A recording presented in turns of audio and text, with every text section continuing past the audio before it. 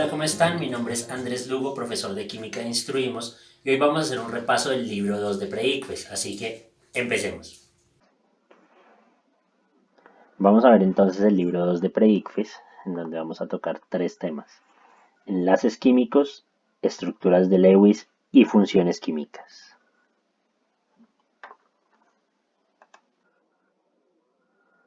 Vamos a empezar con enlaces químicos, y para hablar de ellos primero debemos tener clara la regla del octeto, en la cual nos dice que un átomo siempre busca completar su octeto en su último orbital, es decir, el átomo siempre trata de que en este último orbital hayan 8 electrones, es decir, se quiere parecer a su gas noble más cercano. Recordemos que los gases nobles son el grupo 8 de la tabla periódica.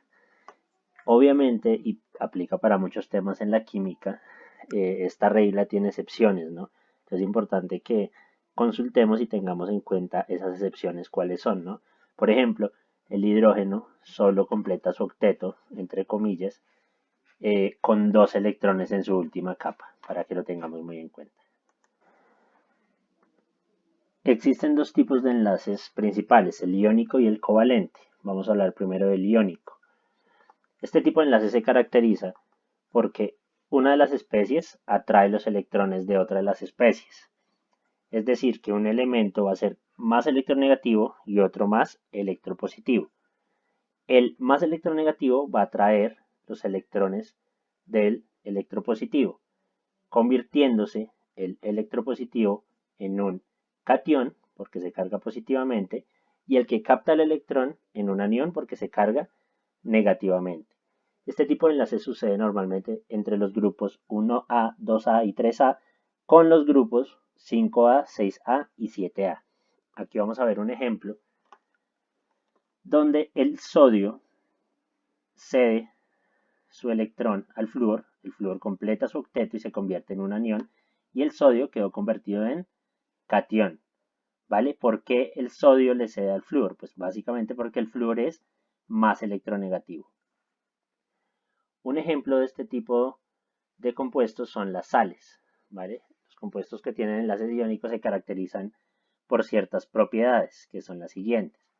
Primero, un aspecto cristalino y frágil, ¿vale? Todos hemos visto que, por ejemplo, el cloruro de sodio son cristales, pequeños cristales. Este es muy importante, tienen elevados puntos de fusión y ebullición. De hecho, cuando cocinamos con sal, es muy probable o más bien seguro que se evapore primero el agua, pero nuestra sal puede quedar porque tiene un alto punto de fusión y ebullición. La capacidad de conducir corriente eléctrica. Esto quiere decir que cuando la sal se disuelve en agua, aumenta las propiedades de conductividad. ¿Sí? La sal sola no es tan conductiva, pero cuando se disuelve, es decir, cuando se divide en iones, es altamente conductiva. Y finalmente, y muy importante tener en cuenta, que la diferencia entre sus elementos que componen el enlace, ¿sí? La diferencia de electronegatividades, es o debe ser mayor a 1.7. Por ejemplo, si ustedes cogen su tabla periódica y hacen la diferencia entre sodio y flúor, ¿vale? Se van a dar cuenta que la diferencia de esas electronegatividades va a ser mayor a 1.7. Eso es muy importante para identificar un enlace iónico. Ahora hablemos del enlace covalente. A diferencia del enlace iónico, en el covalente ambas especies de átomos comparten sus electrones para que ambos completen el octeto. ¿Ok? Tenemos aquí tres casos, como son el simple, el doble y el triple, donde en el primero vemos al bromo, que cada uno cede un electrón, compartiéndose un par de electrones y formando un enlace simple. En el doble, cada oxígeno comparte dos electrones, es decir, se están compartiendo dos pares de electrones y se forma el enlace doble. Y en el nitrógeno vemos que cada nitrógeno comparte tres electrones, es decir, se comparten tres pares de electrones y se forma un enlace triple, como lo vemos acá. ¿Vale? Son tres ejemplos muy sencillos. Algo importante para decir acá es que no quiere decir que en el enlace covalente, ¿sí? siempre tengan que compartir especies del mismo tipo. Digamos aquí está bromo-bromo, oxígeno-oxígeno, nitrógeno-nitrógeno. Simplemente aquí se dieron ese tipo de ejemplos, pero el enlace covalente puede suceder entre especies de diferente tipo. Hay un enlace covalente que es muy particular y es el coordinado o dativo. Este se caracteriza porque aquí solo una de las especies comparte su par de electrones para que ambas completen el octeto. Si vemos acá, tenemos un ejemplo que es la molécula de amoníaco con un hidrógeno que no tiene su único electrón, por eso está cargado positivamente, como lo vemos acá. En este caso, el nitrógeno del amoníaco tiene un par libre de electrones, el cual le va a compartir a ese hidrógeno. Y así ambos van a completar su octeto, ¿verdad? Como lo vemos acá, ¿sí? Esta flecha indica que el nitrógeno le compartió el par de electrones al hidrógeno. Entonces nos indica que hay un enlace coordinado dativo. Y la molécula toma la carga de este hidrógeno, ¿ok?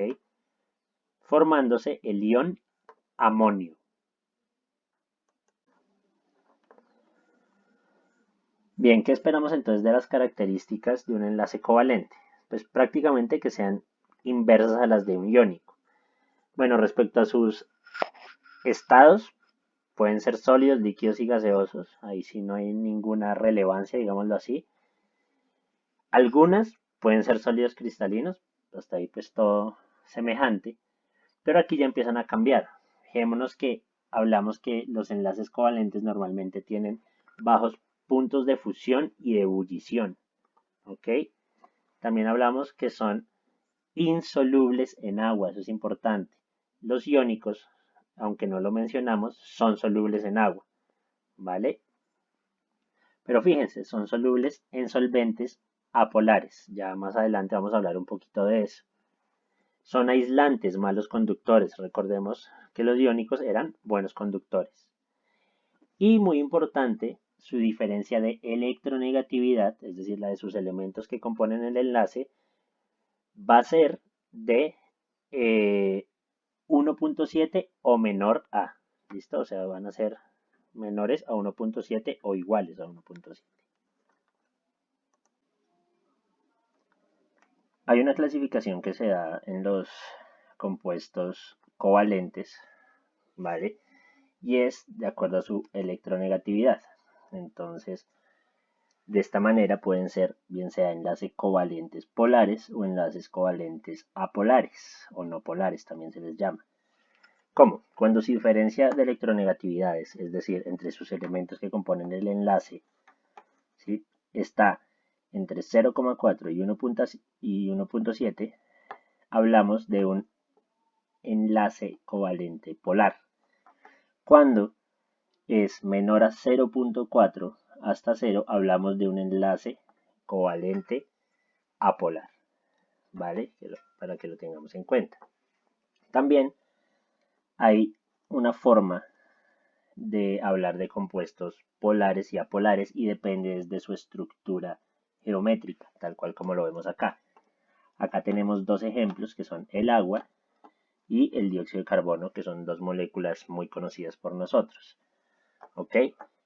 ¿Cómo sabemos esto? Pues dependiendo de su momento dipolar. ¿Ok? ¿Qué es el momento dipolar? Pues básicamente es el producto de las magnitudes. ¿Sí? Paso a explicar. El oxígeno es más electronegativo que el hidrógeno, ¿verdad?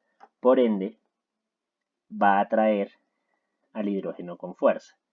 ¿Ok? Lo mismo a este hidrógeno. Entonces aquí se va a generar una fuerza y acá otra fuerza. ¿Ok?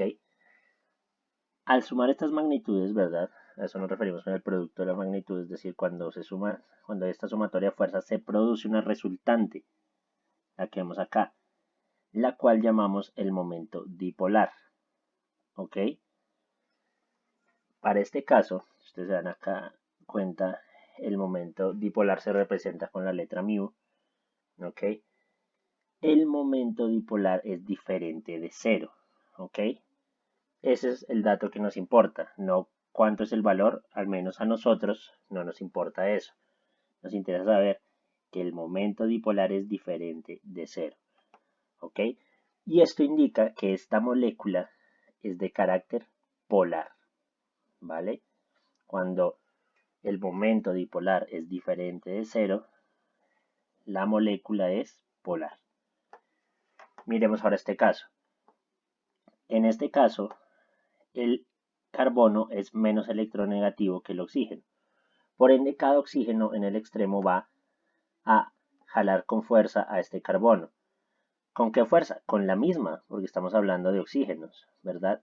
Quiere decir que si hacemos la sumatoria de fuerzas acá, pues este momento dipolar va a ser igual a cero, porque como son fuerzas opuestas, pero con la misma magnitud, ¿verdad? Con la misma fuerza, pues el momento dipolar va a ser cero. ¿Ok? Cuando el momento dipolar es cero, como en este caso, pues mi molécula es apolar. ¿Ok? Cuando el momento dipolar es cero, mi molécula es apolar. ¿Qué quiere decir esto? ¿O para qué nos sirve saber esto? Básicamente por un principio que tenemos acá, que nos dice que lo similar disuelve a lo similar. Eso quiere decir que moléculas polares disuelven a moléculas polares y moléculas apolares disuelven a moléculas apolares. ¿Ok? Eso quiere decir que el dióxido de carbono, al menos en condiciones normales, no es soluble en agua. ¿Ok? Y también explica el hecho de que el agua y el aceite no se mezclen entre sí. ¿Vale? Entonces, repito, el dióxido de carbono no es soluble en el agua. ¿Por qué? Porque lo similar disuelve a lo similar. Moléculas polares son miscibles en moléculas polares y moléculas apolares son miscibles en moléculas apolares. Otra forma un poco más sencilla de ver si una molécula es polar o apolar es por su simetría. Cuando una molécula es asimétrica como esta decimos que es polar y cuando es simétrica, como en este caso, la vemos simétrica, pues hablamos que es un compuesto apolar. Para terminar este tema, entonces vamos a ver un ejemplo, ¿sí? Aplicado, donde nos dice, en la tabla se muestran las electronegatividades de algunos elementos. Entonces tenemos acá la tabla de elementos, donde está el litio, sodio, berilio, oxígeno, flúor y bromo. Y con su respectiva electronegatividad cada uno. Bien. El compuesto que en solución acuosa diluida aumenta la conductividad del agua en mayor proporción que los otros compuestos es. Recordemos que quien aumenta la conductividad del agua son los compuestos con enlaces iónicos, ¿verdad? Los compuestos iónicos, básicamente. Entonces debemos mirar cuál de estos compuestos que nos da el problema tiene enlace iónico. ¿Cómo? Pues buscando la diferencia de sus electronegatividades, que si recordamos es y debe ser mayor a 1.7 para que sea enlace iónico. Entonces, acá yo ya lo hice, y vemos que todos nos dan mayor a 1.7. Ojo, algo que es importante tener en cuenta para aquí el óxido de berilio es que este subíndice no me está afectando, yo solo estoy evaluando el enlace, ¿verdad? Entonces solo lo hago entre un berilio y el oxígeno, ¿vale? Para que lo tengamos en cuenta. Entonces decíamos que tenemos que todas las diferencias me están dando mayores a 1.7. Pues simplemente debo fijarme en cuál tiene mayor carácter iónico, ¿vale? Cuál tiene mayor carácter iónico. Y en este caso, pues vemos que el que tiene mayor carácter iónico, es decir, el que más se aleja de 1.7, o sea, el mayor a 1.7, es el 3.2. ¿Sí? Respecto a estos valores, este es el mayor. Por ende, decimos que la respuesta va a ser la A. Basados en el anterior tema, pues vamos a hablar ahora de estructuras de Lewis, que son básicamente la representación más estable que existe de una molécula, cumpliendo la ley del octeto. Entonces, para elaborar nuestra estructura de Lewis vamos a tomar como ejemplo al ácido sulfúrico, que tiene 2 hidrógenos, 1 azufre y 4 oxígenos. Eso es muy importante tenerlo en cuenta. Primero vamos a escoger el átomo menos electronegativo, que si vemos en las tablas periódicas, normalmente sería el hidrógeno, ¿verdad? Pero no lo podemos tomar porque cumple el octeto con 2 electrones, es decir, solo forma un enlace. Y no me sirve que un átomo central solo forme un enlace. Por eso voy a tomar el siguiente que es menos electronegativo, o sea, el azufre. Bien. El siguiente paso es los 4 oxígenos y los 2 hidrógenos, distribuirlos de manera simétrica alrededor del azufre. ¿Ok? De esta manera como les voy a mostrar acá. ¿Sí? Siempre distribuyanlos sobre ejes X y Y. ¿Vale? Eso es. Las estructuras de Lewis de hecho se hacen así, en 2 dimensiones. ¿Ok? Bien, ahora lo que vamos a hacer es calcular los electrones de valencia totales que contamos en la molécula. ¿Ok? Es decir, que vamos a calcular para el hidrógeno, para el azufre y para el oxígeno. Ojo, porque los electrones de valencia los encontramos en la tabla periódica. ¿Ok? Donde yo encuentre ubicado el elemento, ¿sí? En el grupo que yo lo encuentre, es equivalente a mis electrones de valencia. Entonces, por ejemplo, mi hidrógeno está ubicado en el grupo 1. Por ende va a tener un electrón de valencia, el cual voy a multiplicar por la cantidad de hidrógenos, es decir, un electrón de valencia por los 2 hidrógenos. Lo mismo el azufre. Grupo 6, 6 electrones de valencia por los 4 oxígenos. Perdón, esto no es azufre, sino oxígenos, repito. Entonces, los 4 oxígenos por los 6 electrones de valencia del oxígeno. Y ahora sí, el azufre, ¿vale? El azufre, que también está en el grupo 6, o sea, 6 electrones de valencia por el único azufre que hay. Esto nos da en total 32 electrones de valencia para distribuir en la molécula. La primera forma en que los vamos a distribuir es por medio de la unión con enlaces. Cada enlace me representa un par de electrones. Y se van a distribuir también en ejes X y Y, es decir, voy a enlazar en ejes X y Y de esta manera. Bien, antes de continuar, recordemos, o más bien es importante mencionar, que cuando yo hago este cálculo de los electrones de valencia debo tener cuidado si mi molécula es un ion. En este caso no lo es, pero si fuera un catión, o sea, carga positiva, un anión, carga negativa, pues yo debo restar o sumar los respectivos electrones, ¿sí? Que nos dice la carga. Si es un catión, pues los resto, y si es un anión, pues los sumo, ¿vale? Listo, volvamos entonces acá a nuestra molécula y cada enlace, como lo decía, representa un par de electrones. Es decir, que aquí consumimos 2, 4, 6, 8, 10, 12 electrones, los cuales vamos a restar del total. Y tenemos un nuevo total que es de 20 electrones. ¿Qué vamos a hacer con esos 20 electrones? Completar el octeto de cada especie. ¿Ok? Siempre vamos a empezar a repartirlos o a distribuirlos desde afuera hacia adentro, es decir, vamos a empezar con los elementos de los extremos y terminamos con el central. Primero entonces sería el hidrógeno, pero el hidrógeno ya completó su octeto con los 2 electrones del enlace, por ende a este no hay que darle nada más de electrones. Miremos ahora estos oxígenos. Este oxígeno está unido a un enlace que equivale a 2 electrones y a otro enlace que también equivale a 2 electrones, es decir, tiene 4 electrones. ¿Cuánto necesita para cumplir su octeto? Otros 4, los cuales le ponemos acá. Y lo mismo va a pasar con el otro oxígeno. Ahora miremos estos dos de los extremos. Este oxígeno está unido a este enlace. ¿Ok? Por ende tiene 2 electrones. ¿Cuántos le faltarían para el octeto? 6. Y lo mismo el de abajo. Si contamos los electrones que llevamos hasta acá, pues tenemos 6 y 6, 12, y 4, 16, y 4, 20, que son el total que tenemos acá, 20 electrones. Es decir, que ya no puedo ni poner más electrones, ni quitar electrones. ¿Listo? Y también indica que vamos por el camino correcto en nuestra molécula.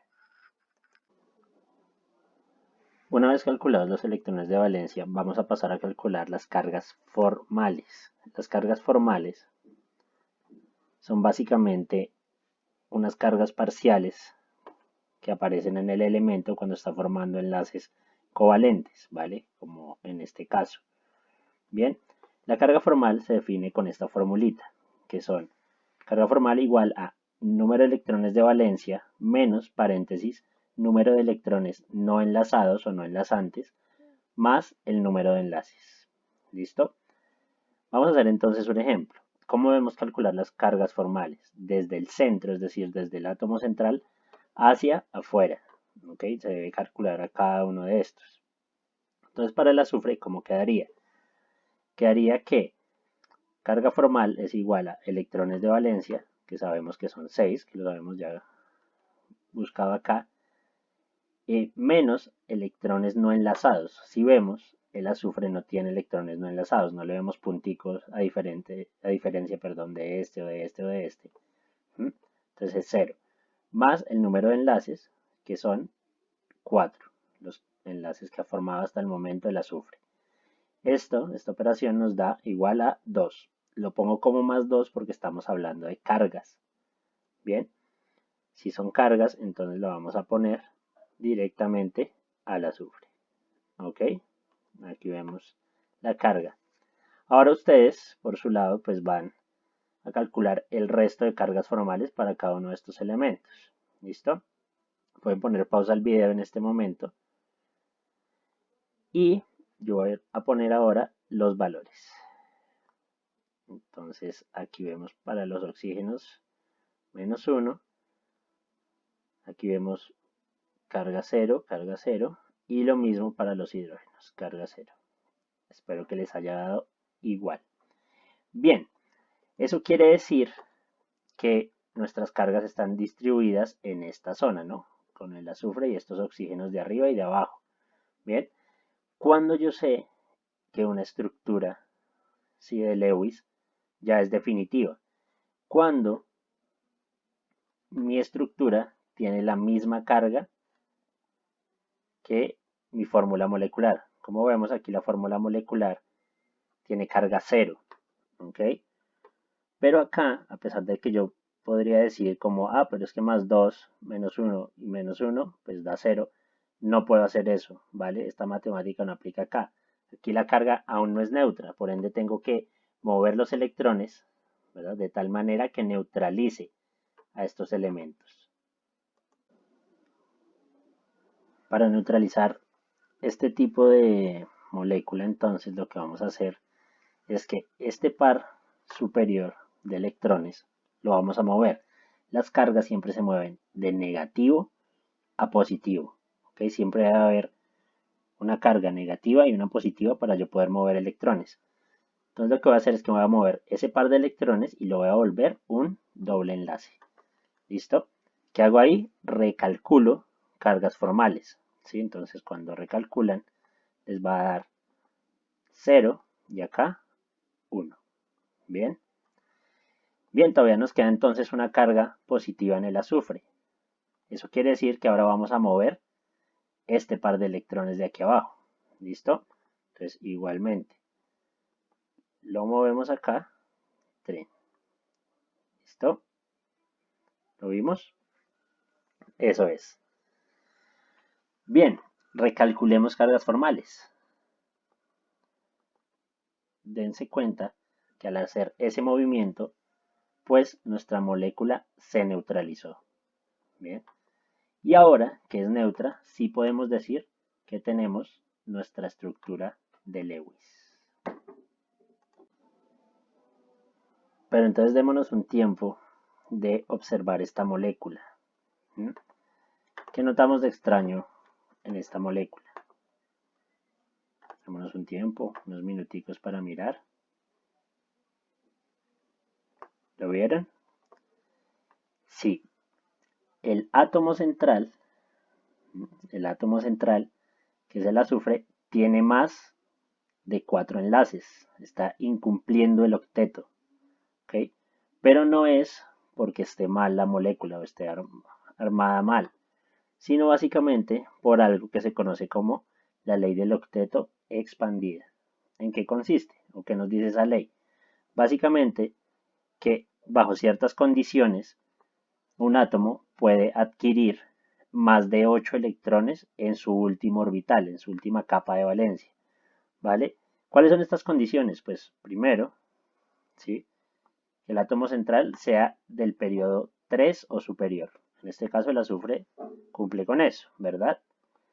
Adicionalmente, que tenga una carga formal nula. Bien, como en este caso. Acuérdense que ya la calculamos. Y adicionalmente que forme dobles enlaces, como lo vemos acá. Por ende, este elemento, el azufre, puede cumplir con la ley del octeto expandida y así tenemos nuestra estructura de Lewis. Continuamos entonces con nuestro último tema, que son las funciones químicas. ¿Qué son las funciones químicas o qué es una función química?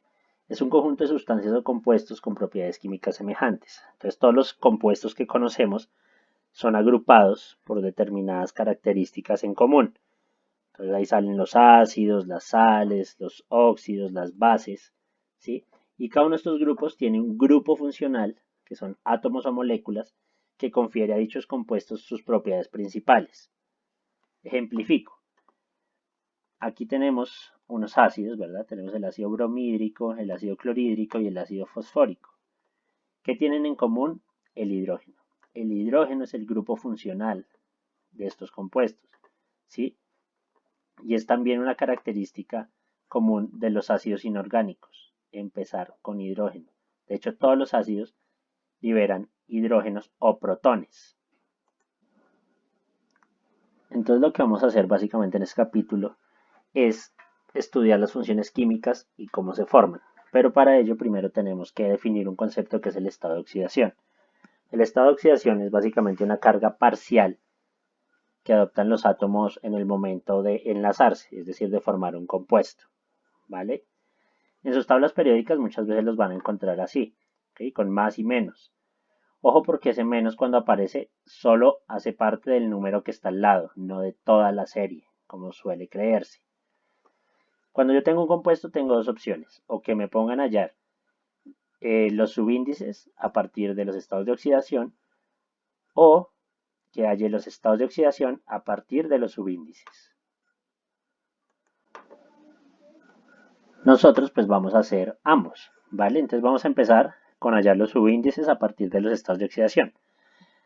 Algo que todos debemos saber y debemos tener grabado es que el estado de oxidación del oxígeno es menos 2, ¿sí? En casi todos los compuestos, es menos 2. Bien, y vamos a usar en este caso el más 3. Podríamos usar también el 2, pero para lo que quiero mostrarles es más conveniente usar el más 3.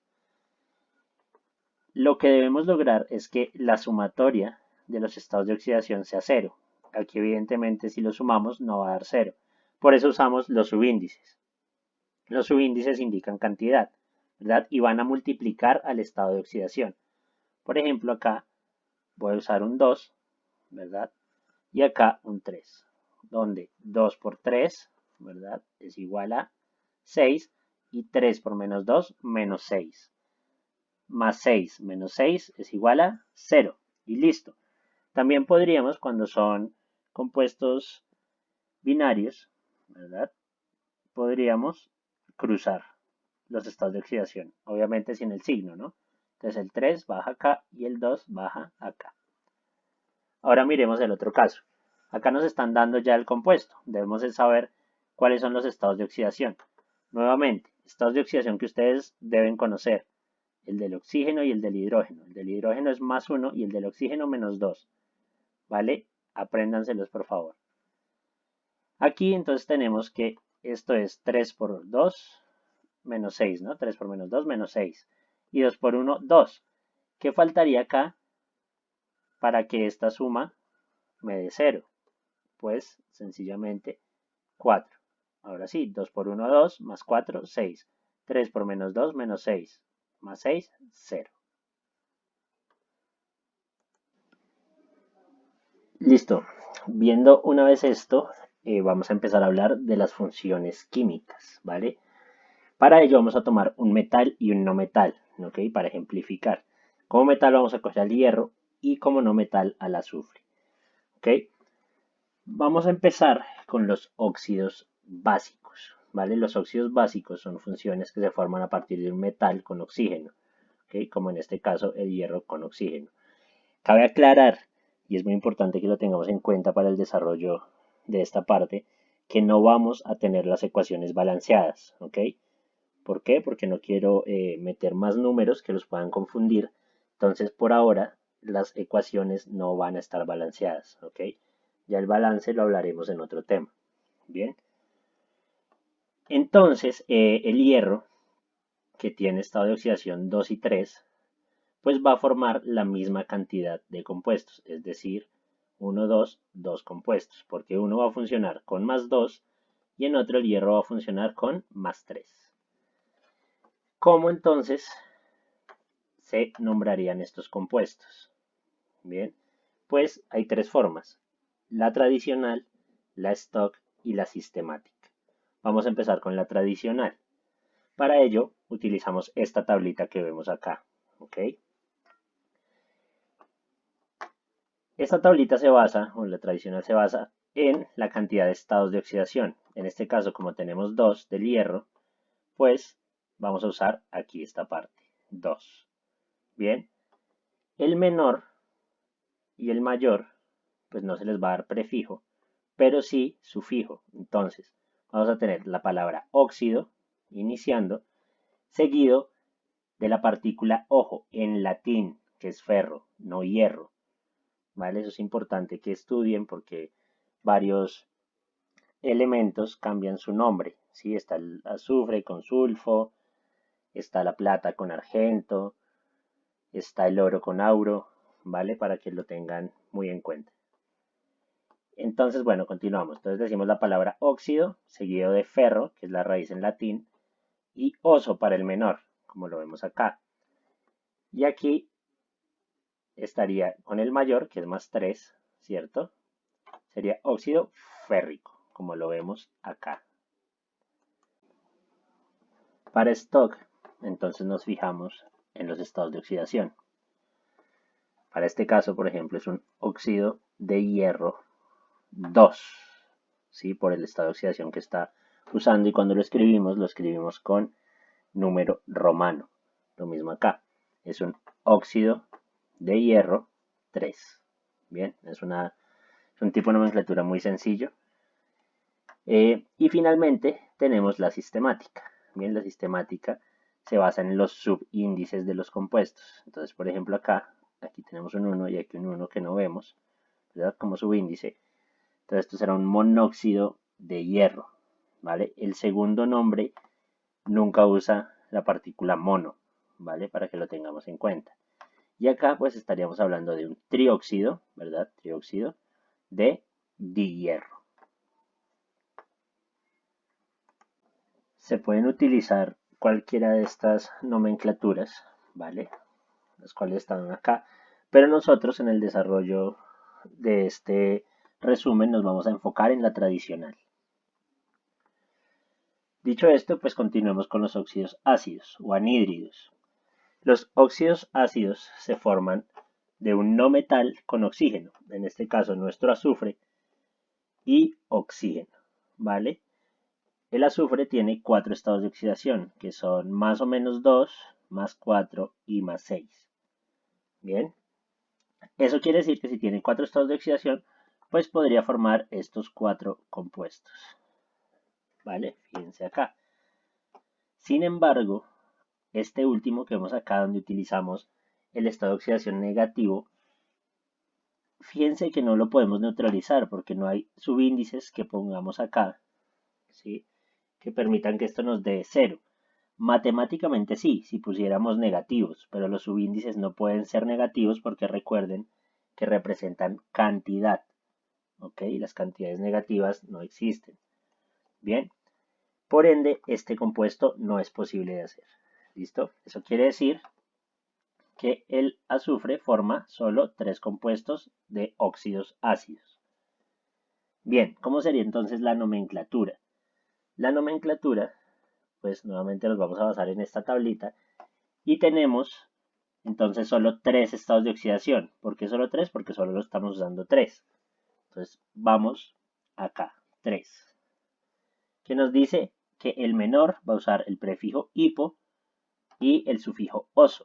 Quiere decir que esto va a ser un óxido hiposulfo, ¿sí? O sea, sulfuroso, ¿vale? Pin. Como aquí lo vemos. Óxido hiposulfuroso. ¿Listo? Perfecto. Ahora, ¿qué pasa con el siguiente? O sea, el más 4, el intermedio. No hay prefijo, pero usa el oso, o sea, óxido sulfuroso. Y el último, que es el mayor, va a terminar en ico, o sea, el 6 va a ser un óxido, ¿verdad? Sulfúrico. Bien, para que lo tengamos en cuenta. Aún así, aquí les dejo las otras nomenclaturas por si quieren también intentar hacerlas para que comparen. ¿Listo? Bien, vamos a ir avanzando un poquito más rápido. Ya las nomenclaturas las voy a poner acá, pero ustedes traten de sacarlas pausando el video, ¿vale? Y vamos a hablar de los hidróxidos o bases, ¿ok? Los hidróxidos se forman a partir de los óxidos básicos, ¿ok? Reaccionando con agua, ¿sí? Entonces los dos hidróxidos se van a formar a partir del óxido básico y del otro óxido básico, ¿ok? Los que ya habíamos formado con agua. Entonces tendríamos esto así. ¿Por qué se caracterizan los hidróxidos o bases? Porque tienen al ion hidroxilo, que tiene una carga de -1. Es decir, si sumamos el estado de oxidación -2 del oxígeno con el +1 del hidrógeno nos da -1, que es la carga de ese ion. ¿Listo? Esto unido al metal con su estado de oxidación respectivo, como lo vemos acá. Las nomenclaturas pues son muy sencillas en el sentido que es prácticamente el mismo nombre del óxido, pero se cambia la palabra óxido por hidróxido. Entonces dense cuenta acá, la tradicional tenemos hidróxido ferroso y hidróxido férrico, ¿vale? Aquí están para que las veamos. Igual les dejo esto aquí sistemática por si quieren también tratar de hacerlas. Los oxácidos. Los oxácidos pues son los que salen a partir de los óxidos ácidos más agua, ¿ok? Entonces recordemos, los hidróxidos a partir de un óxido básico y los oxácidos a partir de los óxidos ácidos, ¿ok? Más agua. Entonces nuevamente vamos a tener 3 compuestos, cada uno funcionando con su respectivo estado de oxidación. Y fíjense que aquí es como si abriéramos el agua, ¿no? Entonces tuviéramos aquí el hidrógeno y el oxígeno. Bien, y neutralizamos, sencillamente. Pilas porque al neutralizar, yo recomiendo que los subíndices siempre juguemos con hidrógenos y oxígenos, no toquemos para nada el no metal. Si se dan cuenta acá los subíndices se le asignan al oxígeno y al hidrógeno, ¿vale? Para que lo tengamos en cuenta. La nomenclatura igual, se va a cambiar la palabra del óxido, ¿sí? No vamos a poner óxido, sino ácido, y el resto del nombre se conserva igual. Recuerden que estamos hablando de nomenclatura tradicional.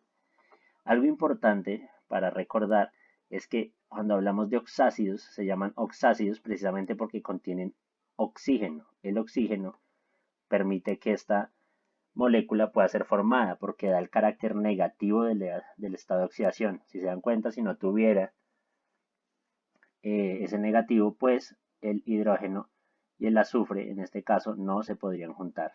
¿Listo? Entonces les pongo acá los nombres. Tenemos el ácido hiposulfuroso, el ácido sulfuroso y el ácido sulfúrico.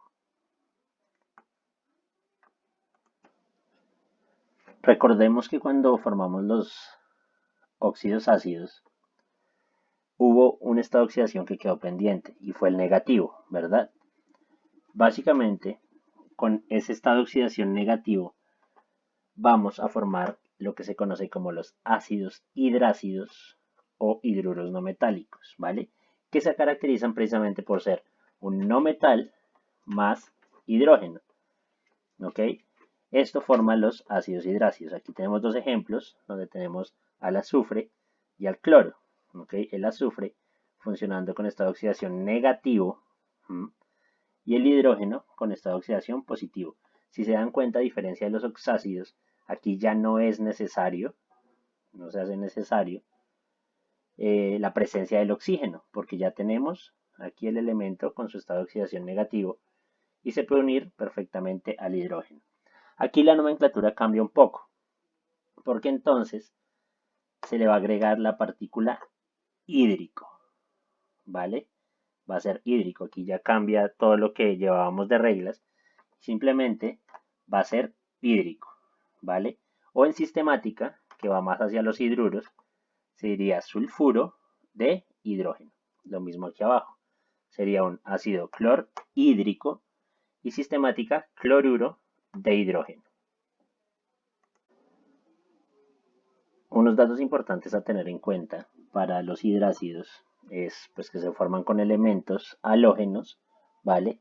Y del grupo 6, ¿ok? Los que ven acá. Son flúor, cloro, bromo, yodo, selenio, azufre y telurio, ¿vale? Y obviamente pues que el no metal está funcionando con su único estado de oxidación negativo. Bien, todo este proceso que acabamos de hacer de obtención de ácidos y bases conlleva a la formación de sales, ¿vale? Primero que todo las sales oxisales, las cuales se forman a partir de un ácido oxácido y de una base cualquiera, ¿ok? Entonces tomamos aquí estos dos ejemplos que son el ácido, ¿verdad? Hiposulfuroso y el hidróxido férrico. Bien, ¿qué sucede acá? Siempre en la formación de sales, el metal busca al no metal. Entonces, como lo ven acá, el metal busca al no metal, pero ¿con qué particularidad? Si yo pasara solo al no metal, ese no metal está funcionando con estado de oxidación positivo. Eso quiere decir que no se podrían unir. Por eso el ácido dona todo el ion que vemos acá. Este SO2 pasa aquí como SO2, ¿vale? La carga de ese ion es menos 2 y hacemos simplemente la neutralización del compuesto, ¿ok? Importante, acuérdense que en la formación de estas sales el ion pasa completo, ¿ok? Y siempre se genera como producto secundario agua, ¿vale? ¿Cómo es la nomenclatura de estas sales? Para esto vamos a utilizar esta tablita que está acá. Y para que tengamos una mnemotecnia, es importante recordar que cuando el oso toca el pito, baila el mico con el gato. Repito, cuando el oso toca el pito, baila el mico con el gato. ¿Qué quiere decir eso? Esta tablita aplica para el ácido. Es decir, que cuando mi ácido termina en oso, mi sal va a terminar en ito. Y cuando el nombre de mi ácido termina en ico, pues en mi sal va a terminar en ato. ¿Ok? Miremos cómo sería. Entonces recordamos que este es un ácido hiposulfuroso y este es el hidróxido férrico. El nombre del hidróxido se va a conservar, mientras que el del ácido va a aplicarse esto, ¿no? Entonces, como termina en oso, pues va la sal a terminar en ito, pero sin olvidar el prefijo. Entonces, esto será un hiposulfito férrico. Está el otro tipo de sales, que son las sales aloideas o también se les conoce como binarias. Estas, a diferencia de las oxisales, se forman a partir de un ácido hidrácido. Bien, la base igual. Entonces, vamos a tomar la misma base, que es el hidróxido férrico, pero esta vez la vamos a hacer reaccionar con un ácido hidrácido, que es el ácido sulfídrico. ¿Ok?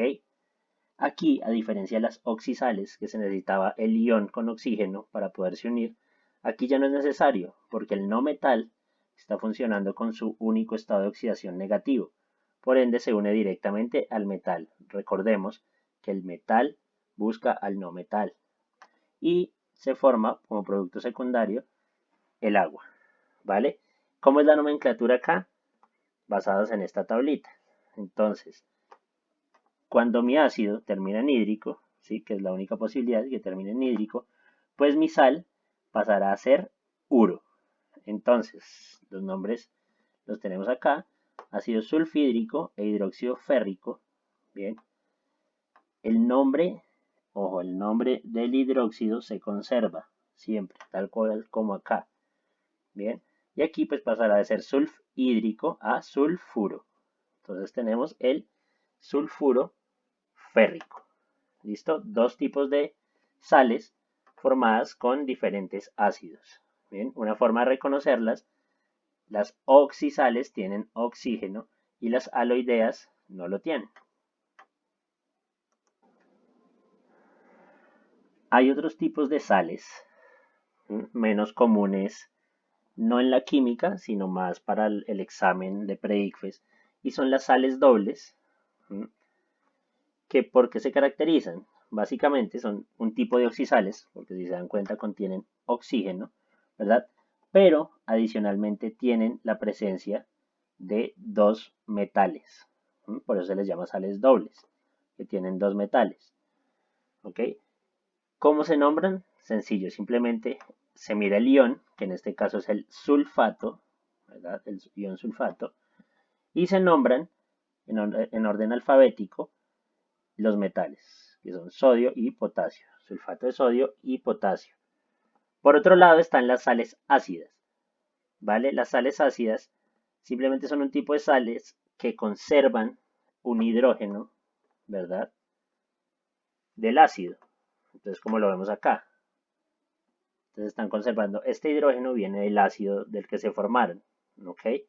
Entonces simplemente se nombra muy parecido a la sal de la que vienen, que es fosfato de potasio, ¿sí? El ion fosfato, pero se dice que es un fosfato ácido de potasio. ¿Listo? Como les digo, no son muy comunes que se las pregunten en su examen, pero es bueno saber en qué consiste. Para terminar, vamos a hablar de tres últimos grupos de funciones químicas, y son los peróxidos, los superóxidos, ¿vale? Y los hidruros metálicos. Entonces los peróxidos y los superóxidos se caracterizan porque el oxígeno, en estos dos casos en particular, ya no funciona con su estado de oxidación -2. ¿Okay? Estas son las excepciones de cuando el oxígeno no funciona con -2. Entonces si vemos acá, en los peróxidos, el estado de oxidación del oxígeno es -1. Esto debido a que hay un enlace entre oxígeno-oxígeno, ¿vale? Y en los superóxidos, ¿vale? Que de hecho son muy pocos los que se forman superóxidos, el oxígeno funciona como -1,5, ¿vale? El nombre de estos compuestos es muy sencillo. Aquí tenemos, por ejemplo, el H2O2, que es básicamente el agua oxigenada. ¿Sí? Se conoce como peróxido, pues por la función química de hidrógeno. Y acá, pues lo mismo, es un superóxido de potasio. Este peróxido y superóxido nos indica cuál es el estado de oxidación con el que está funcionando el oxígeno. Los hidruros metálicos son sencillamente compuestos formados por metales, ¿sí? E hidrógeno. ¿Qué particularidad tienen? Que los metales, como no funcionan con valencia negativa, hacen que el hidrógeno funcione con estado de oxidación negativo. Por ende, esta también es una excepción, pero del hidrógeno.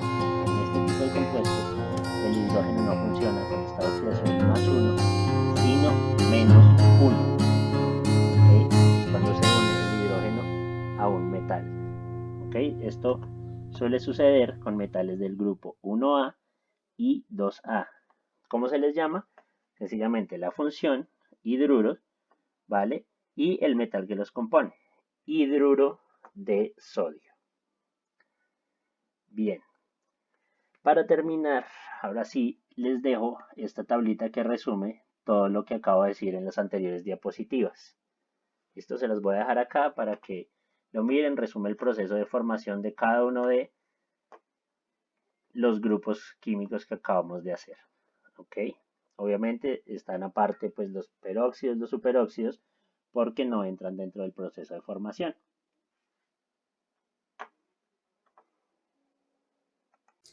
Bueno, y este fue todo el repaso del día de hoy. Muchas gracias por acompañarme. Recuerden que si no les quedó algún tema claro, pueden recurrir a herramientas como el Internet, los libros y la plataforma de Instruimos. También estamos todos los profesores listos y dispuestos para poder solucionar sus dudas. Muchas gracias nuevamente y que estén muy bien. Nos vemos en una próxima ocasión. Chao.